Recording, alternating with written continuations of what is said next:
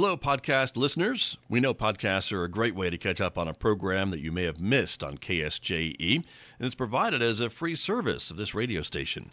But you know, KSJE is now listener-supported, and so while you enjoy this podcast, we hope that you'll also take some time to join KSJE. Become a member today. It's quite easy to do. Just go to our website at ksje.com/support and pick the level of support that best matches your budget. Thanks again for listening. Here's your podcast.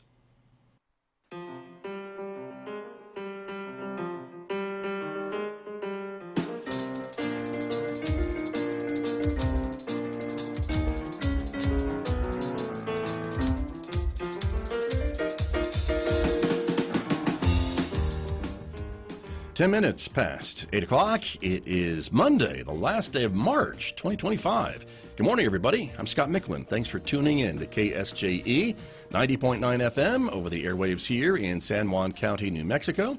In Durango, Colorado, we broadcast at 103.3 FM. And if you're listening to my voice anywhere else on the planet, you've gone to our website to do that, streaming all the time from ksje.com. Welcome also to our viewers who are joining us this morning. The video of this program is streaming out live to the KSJE Facebook page and also to our YouTube channel. So welcome aboard, everyone.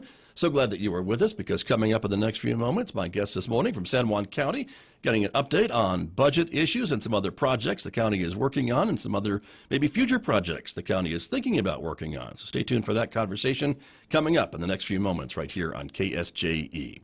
Next hour, we'll be joined by Mick Hess, of course. He will take over the studio. Classical music program Roving with the Arts right here on KSJE beginning at 9:06. Don't forget, of course, you can also connect with us on X and Instagram in addition to Facebook and YouTube. And if you're a podcast person, we invite you to subscribe for free and download and listen to KSJE podcasts. You'll find them at places where you're probably already listening to podcasts. So check it out and discover a new program that you may have missed recently. Outside our studios here at San Juan College, it is a sunny Monday morning, 35 degrees at the moment. We're expecting a partly cloudy day today with some winds in the forecast as well. 62 degrees for a high in Farmington on this Monday, 50 degrees and windy overnight tonight. Then take a look the next several days. A chance of rain or snow showers Tuesday, Wednesday, Friday, Saturday, Sunday this week. We'll see maybe a 50% chance of showers and maybe some snow flurries as well for the next couple of days. Highs each day near 50 degrees, overnight lows right around 30. And we'll keep checking on that storm as it gets a bit closer. I'll be back with my guest from San Juan County right after this on KSJE. KSJE is supported by San Juan Regional Medical Center. The caregivers of San Juan Regional Medical Center are committed to bettering the quality of life, health, and care of individuals, families, and our communities. Life is their sacred trust. Better is their mission. Here is their home. San Juan Regional Medical Center, improving the health of the Four Corners since 1910. Ahead, turn right. Isn't it nice to have a little help getting where you're going? Your destination is ahead and 300 feet. When navigating life's challenges, the San Juan County Navigation Center can help you with navigating housing, navigating transportation, navigating medical providers, and more. Learn more online at sjcnavigate.net or call 505-636-7110. The Navigation Center, connecting to resources, empowering lives. You have arrived at your destination. Back in Studio A with my guest this morning. My guest from San Juan County, as I mentioned, County Manager Mike Stark is here with me this morning. Mr. Stark, good morning. Welcome back to KSJE.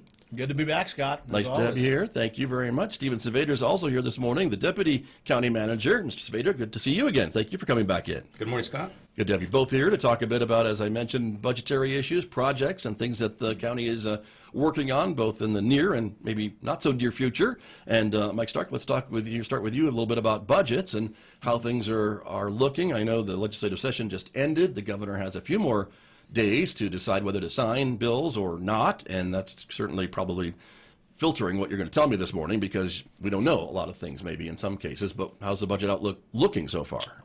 Yeah, good question, Scott. We're right in the middle of preparing our FY 26 budget for July 1st. You know, we're on a fiscal year of July 1st to June 30th, and things right now are fairly positive. You know, we've one aspect of revenue for the county is gross receipts taxes, and I think it's also a good measure of our economy and how it's doing. And Broadly speaking, countywide, we're seeing an 8% increase year over year, and so that's positive news. Property taxes is another form of revenue, and that's remained pretty solid because of some of the positive housing activities here and a lot of interest in this area that hasn't waned. I think it's come down a bit from the highs, but still very positive. And then we're seeing a lot of commercial activity, a lot of new private sector growth and construction, which is always positive to see. And of course, a lot of public sector projects that are taking place with the Pinion Hills project, the Aztec Arterial. Right. We're finishing up work on the Tota water and wastewater project, and these are all good investments into our community and also provide some economic activity and construction growth. Of course, with capital outlay, I think you were referencing some of the projects that we hope to be the recipient of. That was very positive as well. So all in all, things are very positive. We got a few challenges, but heck, it wouldn't be any fun if we didn't have some challenges to work on. So. Well, I guess that's probably true. That's very true. And so again, from the legislative session, though, you feel pretty comfortable with how things went, and some of the bills you were watching did get approved, I guess, so far at least? Yeah, I think all around it was a very, very positive session. There was a lot of concern about some bills that could be problematic, specifically for small businesses. House Bill 11, the Paid Family Medical Leave Act, was, I know, of great concern to ForSed, the Chamber of Commerce, and our local businesses. We're always interested to see what could be done relative to crime bills, and I don't think there was as much success there. Another bill for small businesses that was of concern was on the minimum wage bill and bringing that up to $17. I know I heard a lot of concern of that. And all in all, there's a lot of activity that takes place during a 60-day session. There were, 1,100 and let me get the exact number, 1,190 bills introduced. Okay. And so a lot of activity that can happen during a 60-day session. A lot of stuff to keep on the radar and watch and see how it ebbs and flows and whether or not bills will make it to the finish line. And total 147 bills have made it to the governor for her to take action on. And so we're, of course, watching that between now and April 11th is the date that she has her date. Gotcha. To take action. Gotcha. Very good. And so that's so not all 1,100 obviously got to the governor. A lot of them, the majority of them, kind of died in committee or what have you, I guess, right? And so that's kind of what happens in a normal, typical session. A lot of bills get introduced, but not so many get through the process to the governor. Yeah, correct. I mean, this year's session was actually a little higher rate than normal. 12.3% of the bills that were introduced made it to the governor, made it through the House and the Senate. See, I'm glad you did that math. I was trying to figure that out here, but it's too early for me. Well, I knew it was around 10%, but I was like, well, maybe it's 12. But yes. Yeah, so that is a little higher than normal, but like I said, all in all, nothing too wild or crazy took place. Like I said, I think in some cases, when it comes to the crime package, there were a lot of folks statewide, but certainly here locally too, hoping that we would see more being done to move the accountability needle relative to crime, both adult and juvenile. But like I said, we, from a capital outlay standpoint, we were very pleased. We were talking before we came on the air this morning a little bit about the amount of dollars San Juan County is scheduled to get from the capital outlay bill. Yeah, assuming there are no line item vetoes, a big thanks to our state legislators. They really do go to bat for us and all the local entities up here during the session, and they really came through this year. Right now on the docket is $7 million to fully fund a crisis triage center. We received $2.5 million for our county clerk's office expansion and renovations and security upgrades, and then $200,000 for a new EMS Station 6 to fund design and to move that project forward. So, as a percentage, that's total. It's $9.7 million, and out of the total dollars that were allocated to San Juan, we ended up with 27% of those dollars. So we're very thankful and very blessed for our legislators and the work they did this past session. Because that doesn't happen every year. You get 27% of capital outlay funds. I can tell you that's never happened in my time at San Juan County. In fact, our largest funded project prior to this year Very important project too for public safety. $3.2 million for the sheriff's office helicopter a few years back. So to move to a $7 million threshold, which I do know I think had some funding provided by the governor's office. So it was a combined legislative, legislators and governor funding request. But that's really big for our community to be able to bring that type of a facility to our area and to help move the needle on behavioral health services here. Very much so. We talked about that before, and I know the county has a big commitment to funding mental health services and offering these services to our community members. Stephen Saavadra, can I talk to you a bit about what that money will be used for, the triage center? We've talked about it briefly on this program a few months ago, I think, in its conceptual stages, but now with money actually backing it up, it's actually going to be a project that'll be funded and built, right? Talk to me a bit about what that entails. Yeah, you're exactly right, Scott.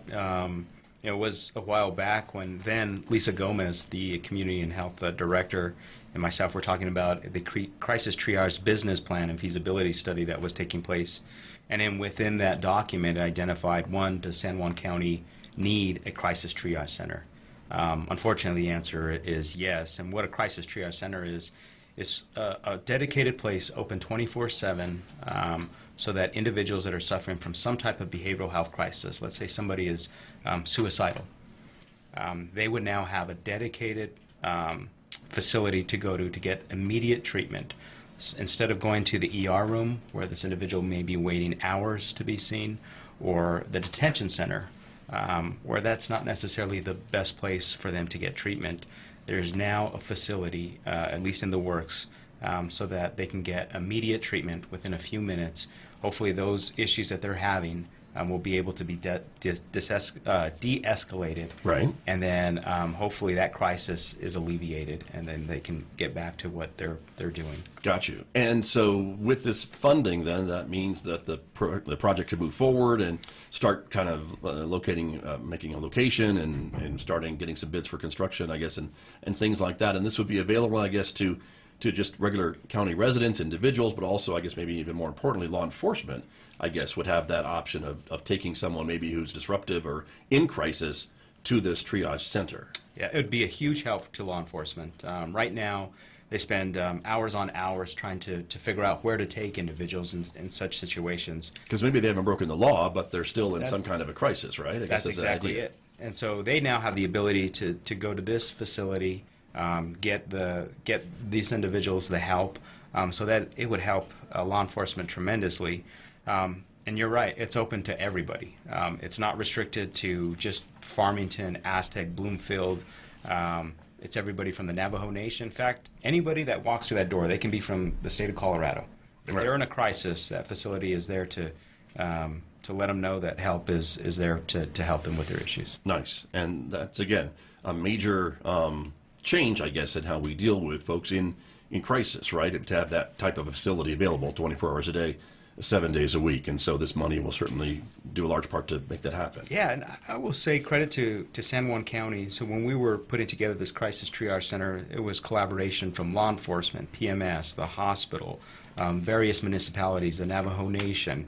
And behavioral health issues have come a long way in just a short period of time. I mean, the Crisis Triage Center was mentioned in 2019 when the county put together a behavioral health gap analysis, and that was one area that was missing. So from 2019 to here we are 2015, to have the ability, and with $7 million to plan, design, equip, construct a facility of this nature, I have to give a lot of credit to everybody that has worked on this. I think a good point. And again, this is another example of communities and entities working together, right? This is certainly a San Juan County project, but also with help from, I think, the city of Farmington. Is the hospital involved with this, and maybe PMS at some point down the road? Was that kind of the idea of these entities coming together to make this happen as well? Yeah, that was the idea. In fact, we had learned early on is that if we're going to be successful in this venture, you need to have that collaboration. You need to have the buy-in, and all those entities have participated, raised their hand in how they can assist, and want to make sure, because at the end of the day, this is for our community. The last thing we want to see is somebody in crisis not getting the help that they need. Sure, exactly. But again, I keep hearing as I do this program, folks that come and say that there are other communities in the state that are dumbfounded as how well the entities up in San Juan County work together to make some of these things happen. And I guess this is just another example of that, which may not happen in other parts of the state for whatever reason. Yeah, and I think a lot of times San Juan County doesn't get the credit. In fact, we're always looking where the grass is greener on the other side. The reality is we're watering the grass here, and so the grass is greener. We're all working together. And it's amazing from the collaboration from law enforcement, the hospital, the different nonprofits, all looking to go into that same direction and get the help that we need. And, we are geographically isolated, but that doesn't stop us and trying to deliver the help and the needs for our community. Right, exactly. And mental health is a big concern and a big issue. And I know you mentioned that needs assessment study, I think, and that's what kind of brought us the Mental Wellness Resource Center that opened during the COVID pandemic. And then, of course, now we have the Navigation Center that's also grown out of that. And this would be maybe the next kind of growth of that concept, I guess, or those services. Just continuing checking those boxes, and this is a big one. Right. From the Mental Wellness Resource Center, the Navigation Center, and then now the Crisis Triage Center, I think the county has and the community has a lot to tout about. Right. Very exciting. Well, congratulations again to both of you. And again, thanks to the state legislature, the delegation that helps put these funds back into San Juan County. The other thing that was mentioned was another EMS station. Is that in a new location, or is it just improving an existing EMS station? It would be, Scott, in a new location. Okay. Not far from the current one. I see. The current facility is located just south of 20th Street, in the middle of Farmington. It's a leased facility that has been kind of retrofitted to make it work as an ambulance station. But we think we can do better, and we are working to acquire some property in that general vicinity. And so pre-planning, as we always do, if we're successful in doing that, we wanted to have funding available to jump right into the design. And once again, like you said, thank our state legislative delegation. This has been a priority for San Juan County and San Juan Regional Medical Center now for, over 3 years that we've been working on this and trying to make this project a reality. And so it's nice to see that we'll be able to hopefully move this project forward and have a purpose-built facility for our really valuable and important EMS staff. Sure. The contract staff through San Juan Regional Medical Center, they do a phenomenal job for our community and oftentimes end up being the unsung heroes, like we have a lot of folks in public safety. So we want to make sure they have the right resources necessary for them to be able to do their job on a 24/7, 365 basis. They're there when you call 911. You're expecting the ambulance to show up, and we want to make sure that those folks are ready to respond and have the amenities they need to be able to do their job properly. Right, very true. And to have it be a county-owned facility, I guess, maybe a little bit better than a leased facility, or at least it gives you more control over it, I suppose, right, than having to deal with a landlord, perhaps. It does, and it also, like I said, would upgrade the facility. We have a number of county ambulance facilities that have been constructed through time. We benefit from a dedicated tax, a 0.25% tax that's dedicated just to 911 communications, as well as EMS. Can also be used for behavioral health, but to this point in time it is not. It's been solely focused on making sure that those two operations have the resources they need, and neither one of those would be as successful as they are without that dedicated source of funding. And I want to say thank you to the taxpayers, because the reality is they've, through time, have supported that tax and have renewed it, and now it's in place permanently, and obviously it provides the resources needed to have those valuable public safety features available to our community. Right. Very good. And that brings up the topic of taxation. You mentioned, I think, property taxes that are kind of holding steady with some growth and things like that. The gross receipts taxes that are up, which means more people are buying things in the county, and the county's seeing some of that revenue as well. But for property taxes and things like that, as you mentioned, seeing some of the growth and some of the other things happening in the county, that looks like it's going in the right direction. Yeah, very much so, Scott. If you were to look back not that long ago to 2019, it was pretty dire times here. With oil and gas, I think it was the lowest point in the 100-year history of the basin for adjusted for inflation, adjusted for activity. Right. And then we knew at that point, because of the Energy Transition Act, that San Juan Generating Station would be closing. And so to be here in 2025 and providing a positive economic report, kudos to our entire area again. And certainly, you almost expect it. We're a pretty resilient bunch up here. We've been through a lot of boom and bust cycles, and my money's always on the citizens of San Juan County to when the times get tough, we get tougher, and we find solutions to problems. And a lot of great economic activity has taken place both on the public sector side, but more importantly on the private sector side. And that for us is most important at San Juan County. We know if the private sector is successful, the rest will take care of itself, and we know that's going to help fuel what's needed for the public sector and for the local governments here.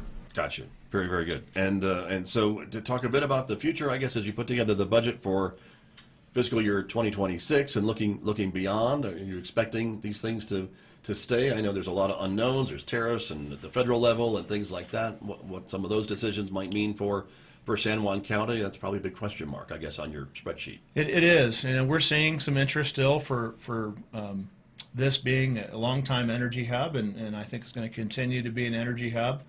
We have a couple solar projects that are, in addition to the one that's already constructed, looking at this area.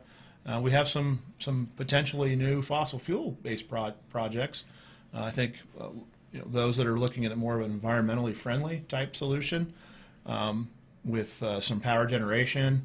I know that NTEC, Navajo Transitional Energy Company, is looking at what they're calling the NAV Energy Hub, a $5 billion project to maintain the operation of the Four Corners power plant, but also add in renewables such as solar, as well as some natural gas power.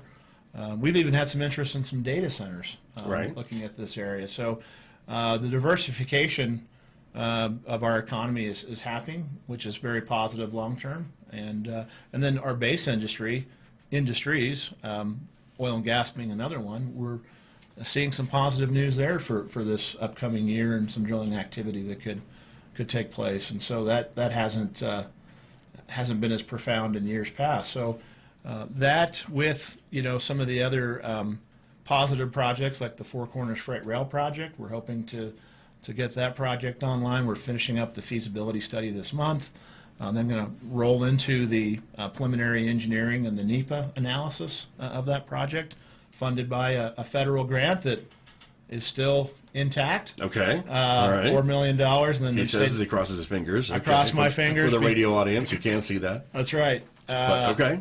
And then New Mexico Match Fund is funding another $1 million. So there were no local resources going to continue that effort, but it's very important because of the new opportunities that could bring, both on the import and export side, to help grow businesses that are here, but also bring in new industry.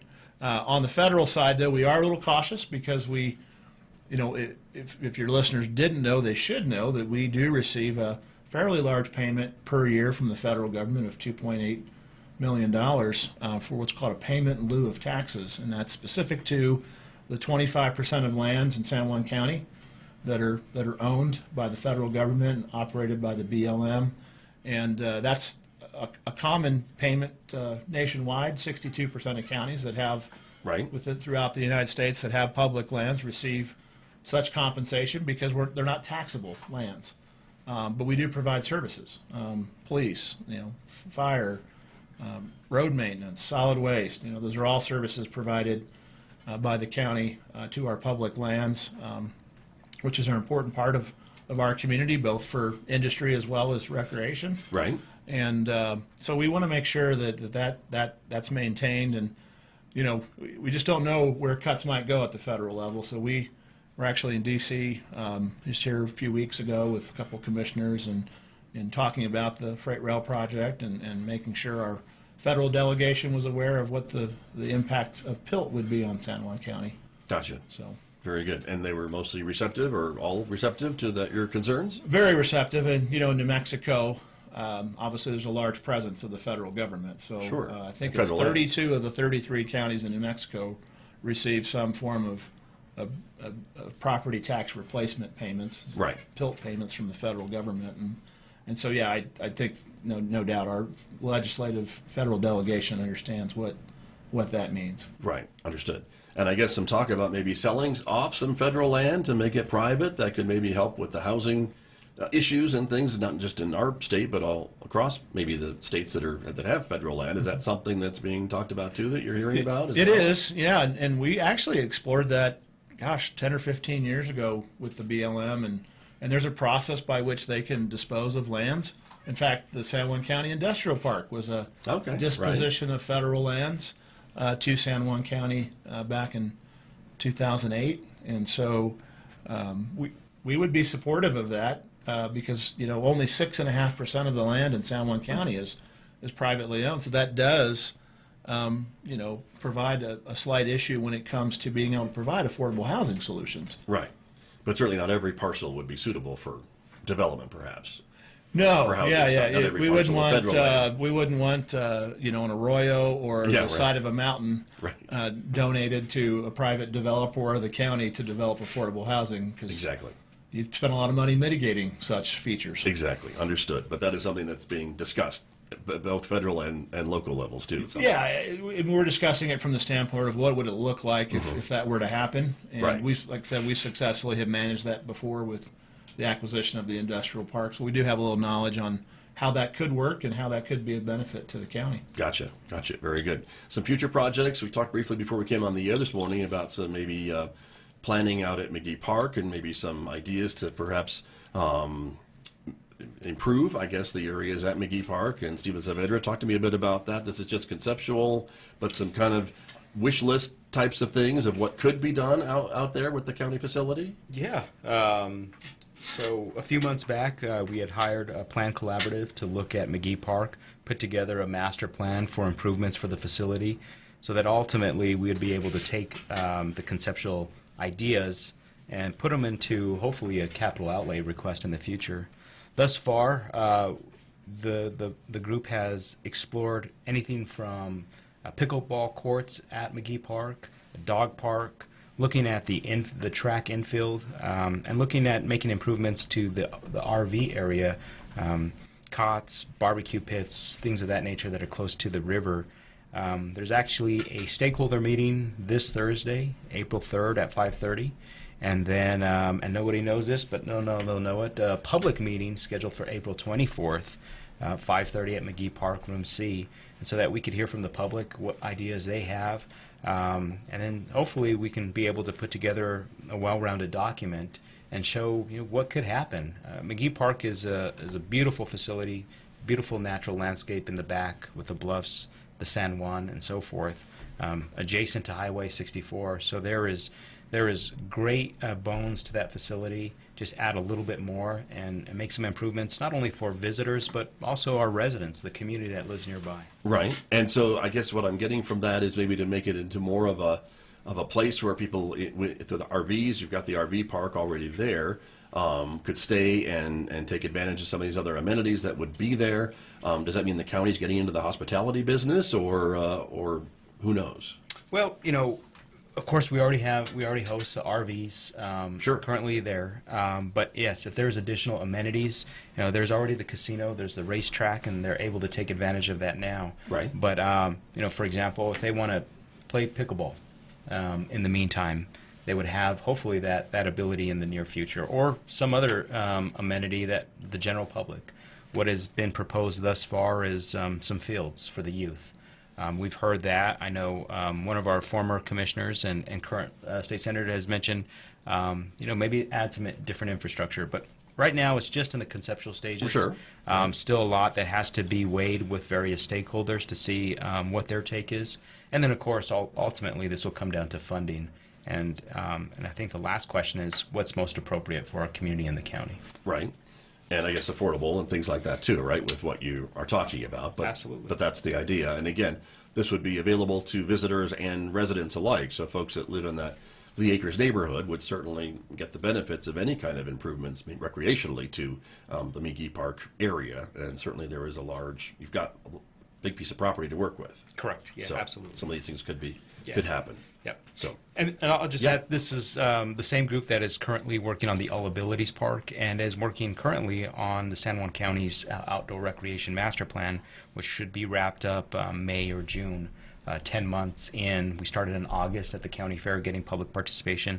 Thus far, over 1,700 individuals have participated in one form or another through public comments or through actual events. And so we're excited to see these documents wind down and hopefully good ideas come from them. very good. And the breaking news that you just broke this morning, that your public meeting will be later on this month for April. public comments on this idea at McGee Park. Yes, sir. Got it. Very good. Before we run out of time this morning, gentlemen, I wanted to ask a bit about the Pinion Hills Extension project. The city of Farmington certainly is working on their phase to take the Pinion Hills Boulevard across Main Street, across the river to the Southside River Road area there, and then the county's phase is to pick it up from there. And funding certainly always an issue. Mr. Stark, what's the latest? You're working on property acquisition, I guess, for your phase? We are working on right-of-way acquisition and of course funding. Probably important for your listeners and viewers to know that the county's portion of that project is not funded. We did have funding for a brief moment of time when the state had allocated some of their American Rescue Plan Act money. We had $9 million and the city of Farmington $25 million, but that's funding that had to be obligated by the end of last year, and probably more importantly, when the city of Farmington put their portion of the project out to bid, it was short quite a bit because of all the construction inflation that we've seen. And so the state rightly reallocated that funding from the county to the city so they could move forward with issuing the bids that they had, or bid they had for that project, and to move it forward. And we're glad to see all the activity that's taking place, and looks like it appears to be ahead of schedule. So we're going to be driving All that right. road sooner than we realize. But we're working hard in this legislative session. Another big kudos to our state legislators and our county commission actively involved in trying to round up the additional funding. And we hope that there'll be some consideration given from the state, New Mexico DOT, and Secretary Cerner, and even the governor's office to help finish this project, because it wouldn't complete the infrastructure that's needed to take the additional traffic from Main Street and the connectivity across Crouch Mesa and then tied into County Road 390. To just see the road terminate at Southside River Road wouldn't fulfill the full dream and needs of that transportation link. So we're very hopeful that we can get that project fully funded on the county side, and once Farmington completes construction, we'll be hopefully ready to start putting some shovels in the ground on our portion of the project. Got you. So what is the dollar amount, I guess, do we know, for the county's side, and how much more did the city's line or final number go up, I guess? Sure. Yeah. The total need on the county side is $29 million. That's the latest engineer's estimate. Of course, that's just an estimate, so you don't really know until you bid the project where it comes in. But it's less than the city of Farmington side, right? It is, yeah, because they've got the Bridges and things construction like that on their portion of the project. So I think the total amount relative to their project was $42 million. So, yeah, it's the old adage that building bridges, it actually means that that's not easy to do. And so you want to work hard to build bridges, but it takes a lot of effort, and in this case, a lot of funding to be able to pull off projects like that. But there is a bill from this year's legislative session, you were telling me, that tries to at least prioritize this project with the DOT, or ask them to prioritize the project. Is that something the governor, I guess, is still looking at signing? It does. Within the budget bill, House Bill 2, there was a specific consideration given to this project, as well as an overpass project in Los Lunas. So we won't know if that provision stays in the bill until April 11th. We hope it does. But yes, we're definitely right now very, very cautiously optimistic about that project. And then, of course, it will still take coordination with New Mexico DOT to make that project a priority. It doesn't provide a specific line item of funding. It just indicates that NMDOT would make both of those projects a priority. So it's better than not having anything in the bill. And Right. more importantly, I think there is a statewide understanding of why this project needs to be completed and how it would benefit the entire area here in San Juan County. Sure. Very good. Well, and I appreciate the information on that project. I know there's a lot of people that are watching it and waiting for it, and it's been on the books for, gosh, as long as I've been here, I think 25 years or so, right? Yeah. A long time, Yeah. and the prices ballooned from during those years as well, just because of the inflationary things, and that's what's happening now. So we can see folks are paying attention to that and trying to find the money to complete it. But I guess again, this is why projects are done. Road projects, especially, are done with a beginning and an end point, so you don't have a bridge to nowhere. It will, at least the city of Farmington's part, will certainly help to a certain degree with traffic in that area, and then as the county gets its portion done, kind of provide the complete vision for getting traffic up and onto Crouch Mesa and eventually over to 64. Absolutely. It'll tie into the existing road network at that point. So, very good. Well, gentlemen, we are out of time, I'm sorry to say, but I really appreciate you both coming in on a Monday. Normally it's San Juan County Thursday, but here we are talking to the county on a Monday, which is great to be able to do. So thank you both for being here and giving us a little bit of an update, and good luck with things coming out of Aztec. Appreciate it very much. Yep. Thank you, Scott. You're very welcome. My guest this morning from San Juan County here with me on KSJE. KSJE and the San Juan College Native American Center present the Student Study Tip of the Week. Hello and good day. My name is Demetrius. This is your study tip of the week. Studying without distractions is crucial. If you're studying alone, try to find a quiet space or put headphones in to block out noise from your surroundings. If you're in an area trying to study and it's just not working out, relocate. It might be frustrating to have to pick up and move, but it will be worth it once you're in a good environment. Consider putting your phone on silent or vibrate too. You can always respond to your messages after your study session. The Student Study Tip of the Week is presented by the San Juan College Native American Center and KSJE. Did you enjoy that podcast? We hope that you did, and if you did, share it with your friends. And if you really want to keep podcasts like this coming, please support KSJE. You can do it easily online at ksje.com.